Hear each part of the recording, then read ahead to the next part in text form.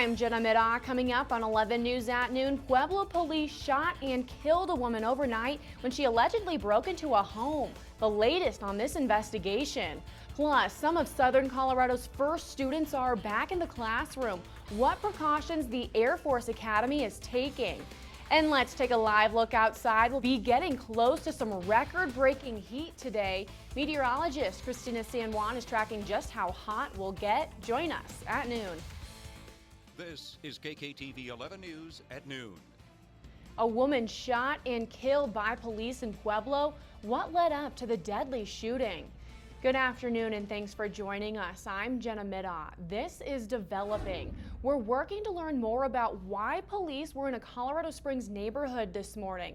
A lot of you called our newsroom to ask what was happening in the Stratton Meadows area. CSPD told us they were executing a search warrant and the SWAT team was out there helping. We'll let you know if police tell us anything more. We have an update now. No deputies will be charged following a shooting in Teller County that happened in May. The DA's office says deputies were talking to an armed man who was a suspect in a crime when he pointed the gun at the deputies and started running toward them. One deputy shot the man who was identified as Robert Rowland. Rowland was airlifted to a hospital at the time but has since recovered. He's now facing assault charges. We have some new information. We now know the name of a woman who was shot and killed by police. The Pueblo County coroner identified her as 48-year-old Leanna Gilmore. This all started around 10 last night when Pueblo police say the woman broke into a home on the city's west side and threatened the people who were inside. Police say they confronted Gilmore as she was leaving the home. Officers ordered her to drop a gun she was holding. She refused, and that's when police opened fire. 3 Pueblo officers are now on administrative leave, which is standard. Right now, Colorado Springs police are looking for the gunman who shot someone inside an apartment this morning. It happened on South Circle Drive near the Valley High Golf Course. Police did not have a lot of information. They told us one person was shot and is in serious condition. Officers were not able to give us any information on the suspect. Time now for your No 8 weather with meteorologist Christina San Juan. Christina, it's going to be another hot one out there today. How are we feeling right now? Yeah, Jenna, it is expected to be windy and dry. Hoping the best for them out there. Thank you, Christina. Starting today, more than 4,000 Air Force cadets are starting class. The Air Force Academy says the entire cadet wing of about 4,400 are back on campus. The classes are about half in person and half online. For in-person learning, the Academy says they are using smaller class sizes to make sure there's enough room to spread everyone out. New today, UC Health is teaming up with medical students as part of a new research project to track coronavirus patients after they leave the hospital. The project follows the sickest COVID patients in the Colorado Springs area. The goal is to learn how to better care for future patients. We wonder how they're doing and what we could have done better. More than 125 COVID patients have taken part in the research project so far. This is developing now. One person is dead and several others in the hospital after a family was attacked by a man with a machete. Police identified the suspect as 48-year-old Lonnie McNair. The attack happened last night in Brighton, which is northeast of Denver. The suspect is facing murder, attempted murder, and burglary charges. For the first time since announcing Kamala Harris as his running mate, presidential hopeful Joe Biden will be making his first appearance with her. Natalie Brand has the latest from Delaware. Biden and Harris are expected to raise even more money when they headline a virtual fundraiser later this evening. Several people are dead and even more in the hospital following a train derailment in Scotland. Coming up on 11 News at noon, what investigators believe led to the deadly crash. Plus, the deadline to fill out your census is getting closer. Hear from a local school district about why it's so important to fill it out. We are continuing our coverage. The woman accused of helping murder her mother-in-law has pleaded not guilty. 36-year-old Melanie Cuevas is facing accessory to murder charges. Her husband, Anthony Cuevas, is accused of dismembering his mother's body last October and stuffing part of it in a suitcase. That suitcase was found inside this dumpster on Pueblo's west side. Both Anthony and Melanie are scheduled to be in court later this month. Expect to see more sheriff's deputies patrolling streets in El Paso County. The sheriff's office says it's doing this because of how many people have died on the roads so far this year.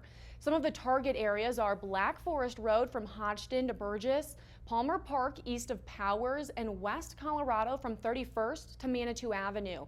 We have a full list of where you can expect to see more deputies over on our website. Just go to KKTV.com and click on Find It.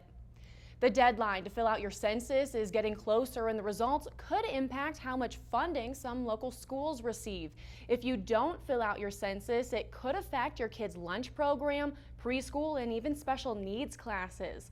District 70 in Pueblo says the census ending earlier this year, people might not give out the needed information that could impact schools' funding for the next 10 years. More than half of our 11,000 students and families. You can fill out your census online, by phone, or by mail. The deadline is September 30th. Media legend Sumner Redstone has died. He built a media empire from his family's drive-in movie business. Over several decades, he turned the company into one of the nation's largest movie theater chains, National Amusements. Redstone was 97. 3 people are dead and 6 in the hospital right now after a passenger train went off the tracks. This happened in Scotland following heavy rain overnight. There was smoke from the crash. You can see that here. Several of the train cars tumbled down an embankment. The British Transport Police believe the train's driver is one of the people who died, but they're still waiting to identify everyone. Christina. Well, Jenna, the AC isn't going to get much of a break. Now, luckily, no one has been hurt. Jenna. The video is just incredible, Christina. Thank you. A tropical island nation in the Indian Ocean has declared a state of emergency following a massive oil spill. More than 250,000 gallons of oil began leaking from a Japanese oil tanker last month after it hit a coral reef. Volunteers are working to contain the spill, which has already killed wildlife and threatened endangered species. There's the pink pigeon, there's giant tortoises. The leak has stopped, but officials now fear the ship could break apart, dumping the remaining oil into the sea. Right now, King Soopers has a new promotion to give parents, teachers, and school administrators a little help. Every Wednesday, these shoppers will get 10% off of what they call general merchandise. That includes apparel and school supplies. This works both in-store and online if you do pickup. The promotion ends September 9th. The start of school is just days away for some. Coming up on 11 News at noon, why many school districts across the country are switching their plans for the school year last minute. This is developing now. New Zealand has announced 1 new confirmed case of COVID-19 and 4 more probable cases. This comes after the country has not had any new coronavirus infections in more than 3 months. The updates came just hours after the country reimposed restrictions to slow the spread of the virus. New Zealand is re-implementing mass testing and rapid contact tracing. As schools across the country struggle to finalize reopening plans, some have abruptly changed course because of coronavirus outbreaks. Meg Oliver is in Elizabeth, New Jersey, home to one of the state's largest school districts. This week, it voted to hold all classes remotely. It became fruitless.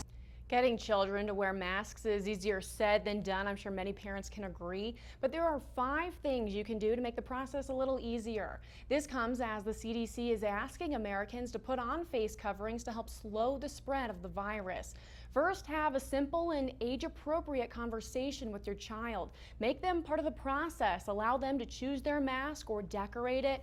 Then let them practice wearing and putting on a face covering and show them, don't tell them. Be an example and let them see you wearing a mask. Finally, know your child. Ask open-ended questions to understand why they might be having trouble wearing a mask. Stein Mart has filed for bankruptcy after taking a big hit in the wake of the coronavirus pandemic.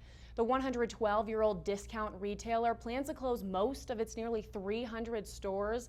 The CEO said today that the pandemic and changing consumer habits have caused the company significant financial distress. We'll be right back. As the pandemic continues, many Coloradans are struggling to pay bills, including rent. Our sister station in Denver cites a study that ranks Denver among the top 10 U.S. cities with the highest income needed to pay rent. People need to make about $82,300 to pay rent in Denver. According to that study, the average two-bedroom monthly rent in Denver was roughly $1,900 for January through April of this year. Denver ranked number 9 in this study. The number 1 city was San Francisco. Kroger, which is the company that owns King Soopers, is expanding its online marketplace that focuses on household staples like paper towels and cleaning products. The nation's biggest grocery chain says it will offer more than 50,000 additional items from third-party sellers.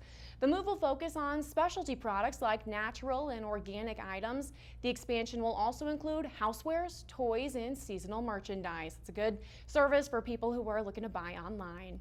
Well, thank you so much for watching. Remember, KKTV is your breaking news and weather leader. We're always online at kktv.com and on Facebook. You can check us out there. In the meantime, we'll see you back here for 11 News at 4.